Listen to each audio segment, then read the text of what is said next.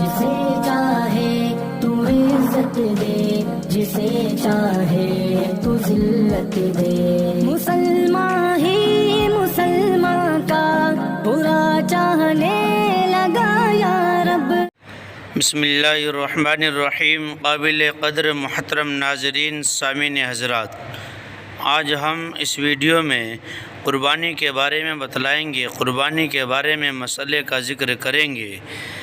تو چلیے عرض کرتے ہیں کہ باپ بیٹوں کے مشترکہ کاروبار میں قربانی کا کیا حکم ہے۔ مثلا ایک باپ کے 4 بیٹے ہیں، چاروں شرکت میں ہیں اور صاحب نصاب ہیں۔ اگر باپ سب کو الگ کرتا ہے تو سب کے پاس اتنا زر ہے کہ وہ صاحب نصاب کے دائرے میں آتے ہیں۔ اب باپ کی طرف سے ایک ہی قربانی کفایت کرے گی یا بصورت مذکورہ شرکت میں بھی چاروں کو علیحدہ علیحدہ کرنی ہوگی؟ محترم ناظرین، سامعین حضرات، صورت مسئولہ میں اگر کاروبار کا اصل ذمہ دار باپ ہے اور لڑکے اس کے معاون مددگار کے طور پر ہیں اور لڑکوں کے پاس شرکت کے علاوہ بقدر نصاب مال بھی نہیں ہے، تو صرف باپ پر قربانی واجب ہوگی، لڑکوں پر نہیں ہے۔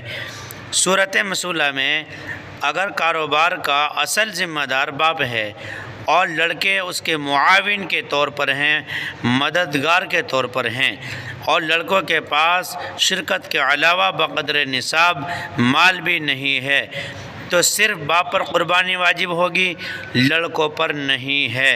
محترم ناظرین، سامعین حضرات، ہماری ویڈیو پسند آئے لائک، شیئر اور کمنٹ کریں۔